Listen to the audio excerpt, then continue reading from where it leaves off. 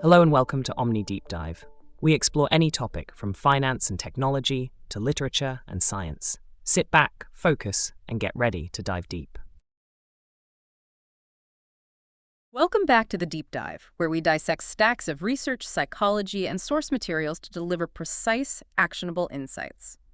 And today we are undertaking an exploration of performance psychology that I think promises to fundamentally change how you approach high-stakes situations. Absolutely. We're unpacking the science of bypassing that performance anxiety using a powerful, tested tool, the alter ego effect. We have a deep and diverse stack of sources today.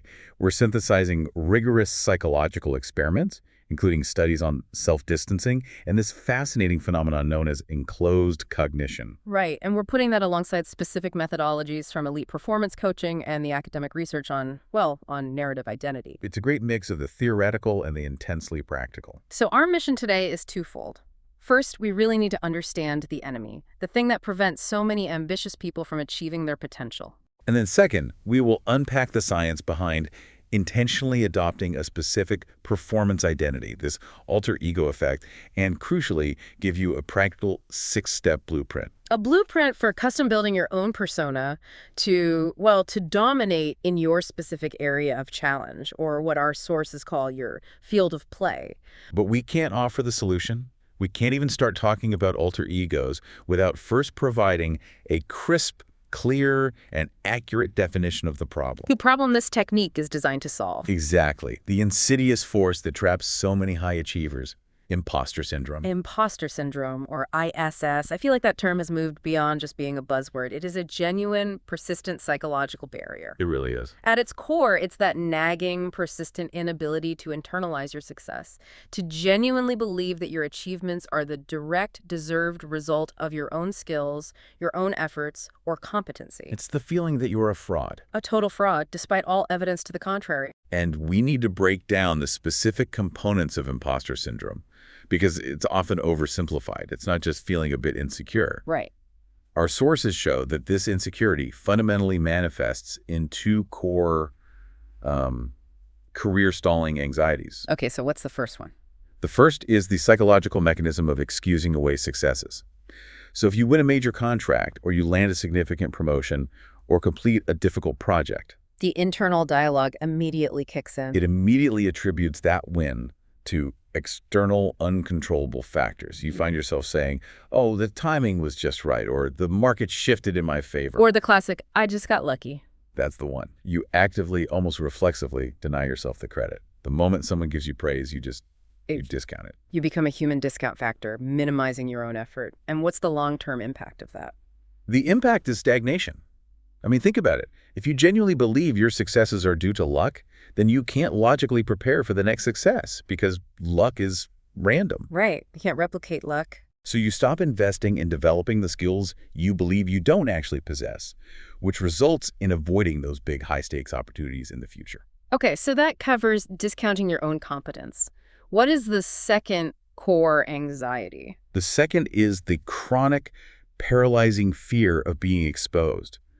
This is the anxiety that, despite knowing you're competent, you have the skills, you have the resume, you've done the work. You're still worried. You are genuinely concerned that at any moment, the world is going to pull back the curtain and find you lacking. The thought is always, I'm not as good as they think I am, and everyone is about to find out. That fear, that constant low-level dread, that's the inner nemesis we are fighting. That's the term for it, yeah. It's the voice that prevents truly capable and ambitious people from applying their full capabilities precisely when they need them most, when the spotlight is hottest. And it shows up as second-guessing, hesitation, or, failure to negotiate for what you actually deserve. And this is why traditional self-help, which often involves confronting and healing the nemesis, can be, frustratingly slow. It can take years.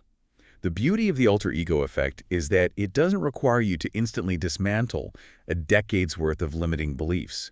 It offers a practical psychological bypass mechanism. A bypass for those moments when peak performance is completely non-negotiable. Which brings us directly to the solution, the alter ego effect, or AEE. We need to define this rigorously, because this is not simple pretense or just fake it till you make it. Not at all. It is a systematic, intentional approach to achieving peak performance.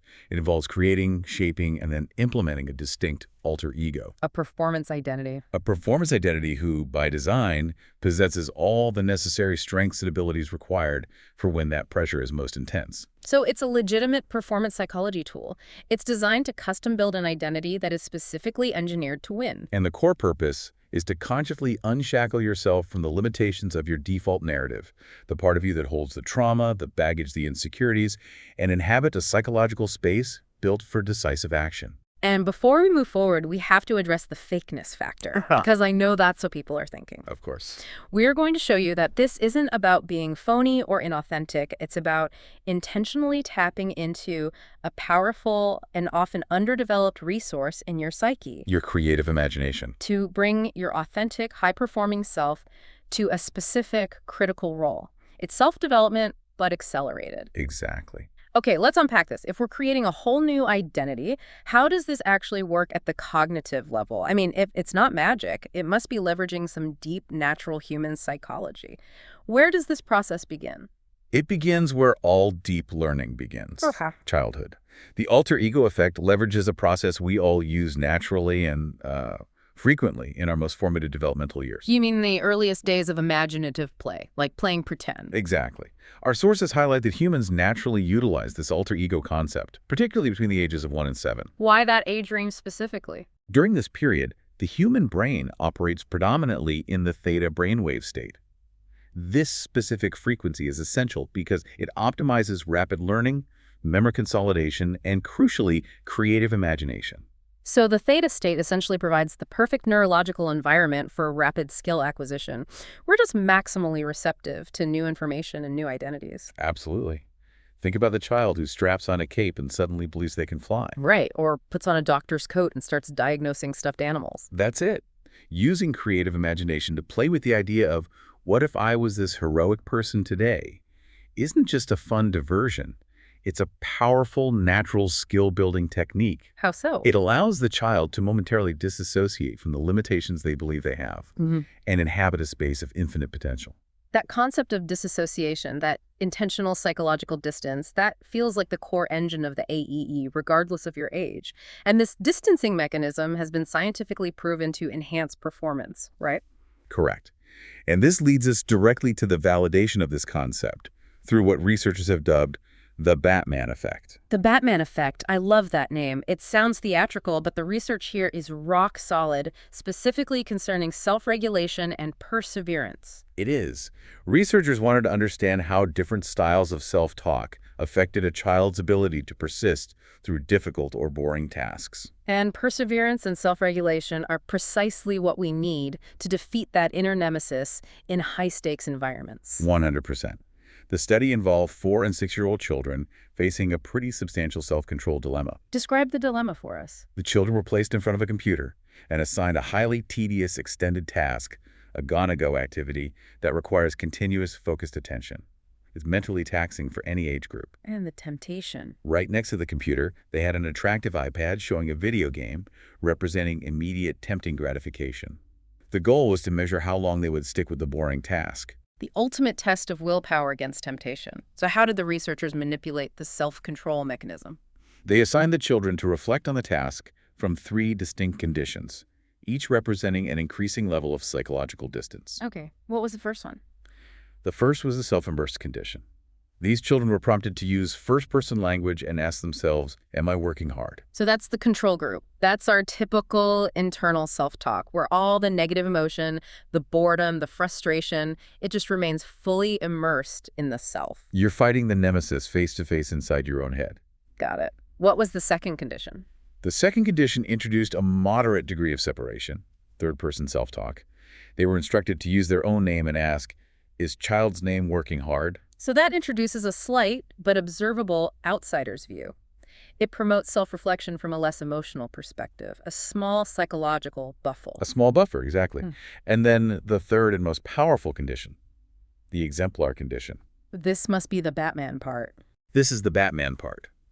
Children were encouraged to reflect on the task as if they were a specific, competent, and highly persistent character. Batman, Rapunzel, or Dora the Explorer, they were prompted to ask, is Batman working hard? And critically, to help scaffold this identification, they were often given a prop, right? A cape or a mask. Exactly. They were given something to physically wear during the task. So what stands out to you about the results? The results were definitive and honestly fascinating. The children in the exemplar condition, the ones impersonating a character, they persevered the longest on the boring work task. Is significantly longer. Significantly longer than the other two groups.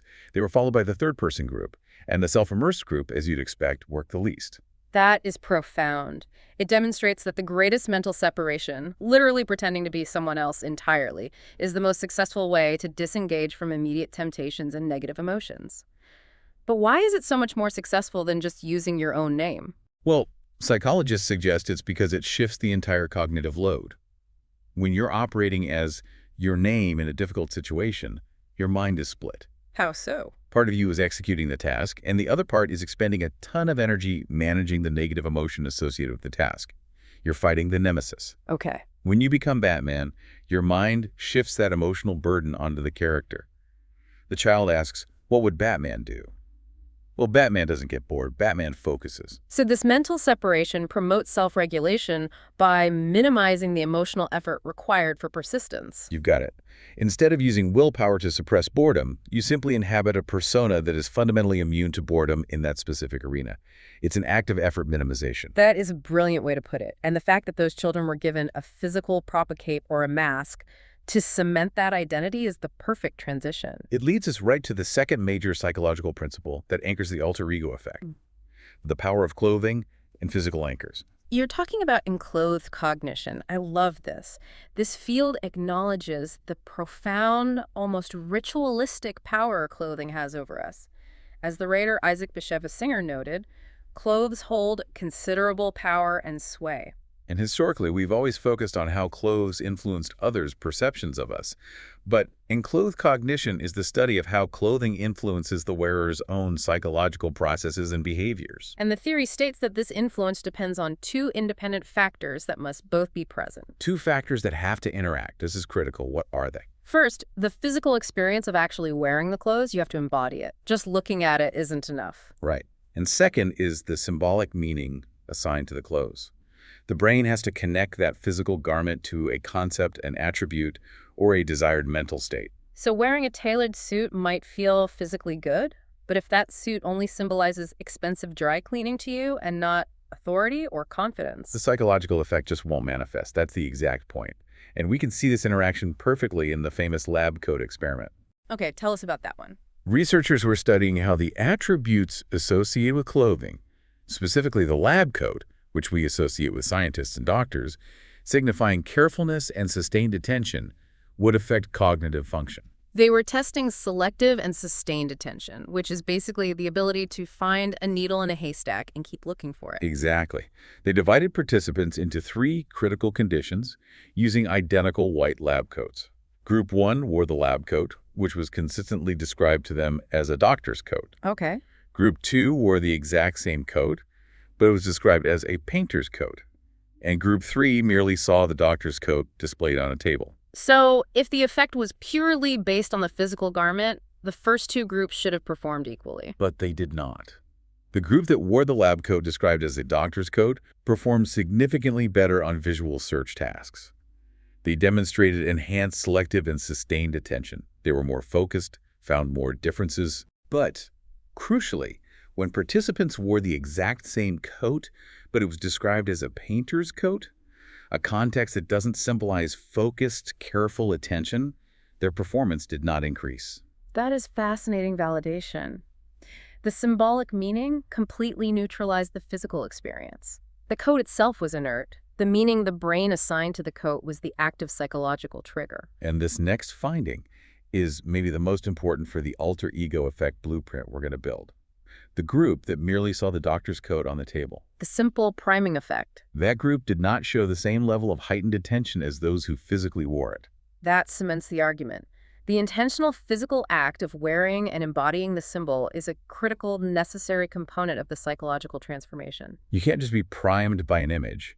You must intentionally activate the symbol by making it part of your immediate physical self. This is why the physical object, which we're going to call the totem later, is so essential. It's the physical anchor that unlocks the symbolic meaning, allowing you to embody the traits you need rather than just passively thinking about them. Okay, so if the lab coat's symbolic weight is only unlocked by the physical act of wearing it, then the natural next question is, how do we engineer this for ourselves? How do we build the persona and the trigger? Exactly. We've laid the scientific foundation. Now let's look at the genesis of the method in high-stakes coaching, starting with Todd Herman's own story. Super Richard. Right. So Herman, who founded his company back in the late 90s, he was a great coach, but he struggled immensely in one specific area: sales and marketing. This was his field of play for failure. He started young, right? Very young, 21, and he looked even younger, which fueled this intense insecurity that clients just wouldn't take him seriously. So his inner nemesis wasn't saying, you're a bad coach. It was saying, you're an inexperienced kid, nobody will buy from you. A very specific crippling resistance. Precisely. So to overcome this, he didn't go to therapy. He engineered a solution. He intentionally constructed Super Richard. And this was a composite identity built not from a single source, but from the traits he desperately lacked. Who are the component parts of Super Richard? Who did he pull from? He pulled from figures who represented the maturity, confidence, and articulation he felt he needed. He drew on Benjamin Franklin, who he admired for being articulate and decisive in negotiations. Okay. Joseph Campbell, the mythologist, to give him a sense of narrative and gravitas, and the old classic version of Superman, embodying that unshakable confidence and power. So he literally reverse-engineered the perfect professional self for the arena of sales. And what was his totem? What was that essential physical anchor? He bought non-prescription glasses.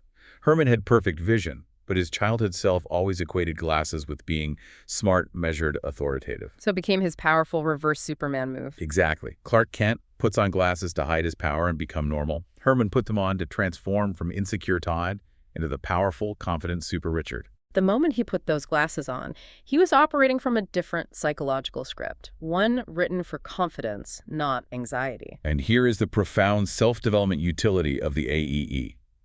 Super Richard successfully brought Herman to a place of competence and eventually genuine internalized confidence. So what happened? 6 months later, Herman realized he had just finished a major sales conversation. He booked 2 speeches, negotiated great terms, only to look down and notice his glasses were sitting on his desk. He had executed a peak performance moment without the anchor. The external trigger was no longer necessary. Correct. The desired traits, the decisiveness, the articulation, the confidence, they had merged with his core identity. The alter ego served as a temporary, accelerated vehicle for growth until the skills became internalized. The performance identity became his actual identity. That's the ultimate goal. That is the ultimate goal. Now let's look at an example that introduces a bit more complexity, one that requires us to challenge our conventional notions of utility. Bo Jackson. Right. The only 2-sport all-star in professional sports. Yeah. A man who already had all the physical talent in the world, yet he still needed an alter ego. His struggle was internal, but it was behavioral, not skill-based. That's right. He was plagued by intense anger issues on the field. This anger led to penalties, bad decisions, and, well, coachability issues. His emotion was a liability that was getting in the way of his peak performance. So his field of play was managing emotional control, and his inner nemesis was his own rage. What character did he choose to embody this control? He chose Jason Voorhees from the Friday the 13th horror franchise. Okay, this is where we have to pause and introduce some intellectual friction. A serial killer. This raises some pretty serious questions about the ethics of modeling your behavior, even functionally, after a morally corrupt character. It's a crucial question, and it speaks to the core difference between moral identity and performance identity. Bo Jackson's interpretation of Jason Voorhees was rigorously utility-driven, not moral. So he didn't want to become a killer. Of course not. He wanted to harness specific, necessary behavioral traits. What were those traits he needed? What did he see in that character? Bo described Jason as cold, calculating, methodical, just nonstop, but unemotional. Jackson's rage was a hot emotion. He needed a cold, deliberate, relentless presence on the field. So the alter ego allowed him to neutralize his anger by channeling a completely different core driver, Methodical, unemotional destruction of his opponent. Exactly. The goal wasn't moral guidance. The goal was emotional regulation through psychological distancing.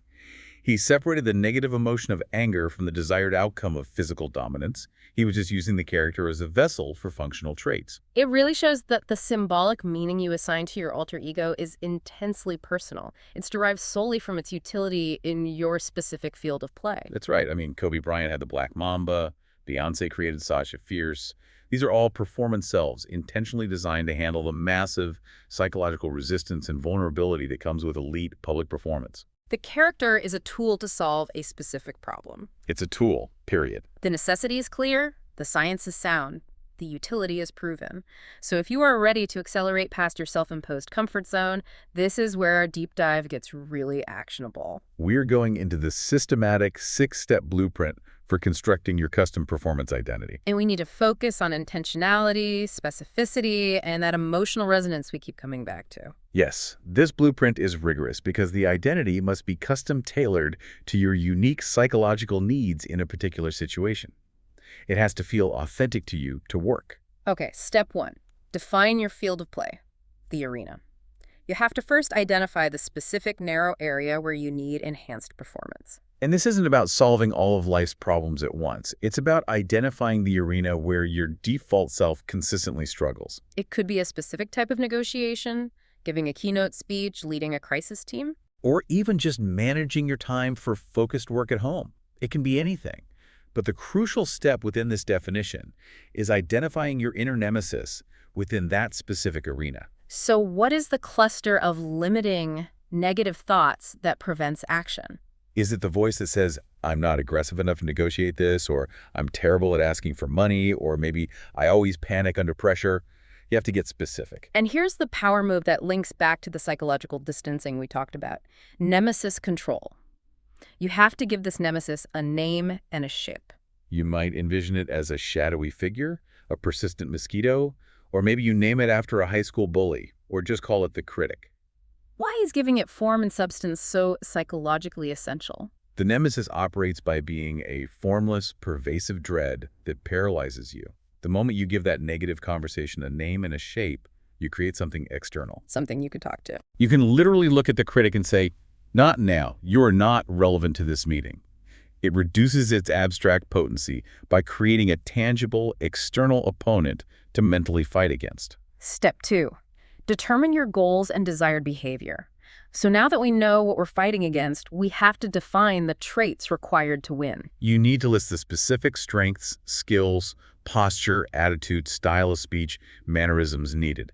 If your nemesis says you struggle to speak up in meetings, your alter ego needs to embody articulation, confident posture, and measured decisiveness. And alongside defining the behavioral traits, you have to determine your motivating purpose. This is huge. Rational goals alone, like I want to raise, they're just not enough to sustain the emotional commitment required for this kind of psychological work. You need a strong, emotionally resonant reason why. So how do we drill down to that emotional core? It sounds like we need to find the engine that fuels the personality. We use the repeated why exercise until we hit bedrock value. If you ask, why do I want success in this arena? The first answer might be to make more money. That's rational but shallow. It is. So we ask again, why do you want more money? So I can pay off my debt and become financially independent. Better, but still tactical. So you ask again. Ask again, why is financial independence so important? And the answer might be, so I can move my aging parents closer to me and support my sister's education. Ah, that final answer, family, deep connection, community responsibility, that is the core emotional value. That value is so powerful that it overrides the discomfort and resistance of the nemesis. That emotional purpose becomes the moral compass and the fuel tank for the alter ego. It allows you to endure the high-stakes moment because you are fighting for something much larger than just yourself. Exactly. Step 3, decide on and name your alter ego. This is where the creativity kicks in. You choose the source for your identity. This can be a hero, an animal like the patience of a wolf or the speed of a cheetah, an object like a steel fortress or like Super Richard, a composite of admirable qualities. And the primary requirement, linking back to that emotional resonance, is that the choice has to feel deeply and personally attached to you. Yes. If you choose a hero just because they're popular, but they don't resonate with your values, the persona will feel hollow. It will fail to propel you when you need it most. And the naming itself is a kind of ritualistic act. Choose a name that reflects the desired qualities and carries that necessary emotional weight. It could be descriptive, like the architect, for someone who excels at long-term strategy. Or a specific powerful reference. The act of naming solidifies the bond and increases your feeling of affection and identification with this created self. Okay, so step 4. Give your alter ego an origin story. This provides the narrative glue, the psychological justification, to really solidify your emotional investment. This isn't just fan fiction, it's narrative identity work. So why does a new identity need a history? Because humans are meaning-making creatures, we organize our lives through stories. The origin story explains how your alter ego acquired its exceptional traits and, most importantly, what purpose and values drive them forward. It provides the internal logic. So if the persona is the architect, the origin story might explain how they mastered complex planning through overcoming a crisis of chaotic, short-sighted decisions earlier in their life. Right. You can adapt compelling fictional stories, or you can create one from scratch that explicitly links the persona's strength to your core motivating purpose. This narrative investment makes the commitment resilient. Step 5. Attach a trigger object, the totem. So now we anchor this psychological creation in the physical world. This is the mechanism for intentional activation, linking back explicitly to our discussion of enclothed cognition. The object helps you focus your attention entirely on the traits you are assuming. The totem forces intentionality. It's the ritualistic key that unlocks the symbolic meaning of the persona. And totem types are wide-ranging. What are some examples? Objects with historical or sentimental significance, like a grandfather's watch or an inherited ring. Something you wear that is only for the field of play. A specific pair of shoes, a pen, a necklace. Or something site-specific, like a certain standing desk or a chair. And a crucial reminder from the sources, which speaks to preserving its psychological power, you must physically wear or hold this item during the performance. And keep it sacred. Keep it specific to that field of play, and don't share its purpose with others. It's your secret weapon, and its power is tied to its intentional, private symbolism. Step 6. Activation, practice, and defense. Finally, we move from creation to implementation. Right. First up, activation. You establish a simple, repeatable physical action that officially signals the assumption of the alternate identity. This could be putting on the totem, touching it in a specific way, taking a deep breath, and reciting the name. Or performing a multi-step routine, much like the pre-game rituals you see with athletes. This is the definitive release moment where the nemesis steps aside. Next is practice. And this is so important. Before you deploy this powerful tool in the high-stakes moment, the massive presentation or the difficult negotiation, you must practice. Use the alter ego in low-stakes public situations first. Exactly. Try adopting the persona's confidence when you're returning an item to the store, or embodying their articulation when you're playing a game with friends. This low-stakes practice allows you to safely experience how the persona behaves, responds, and thinks.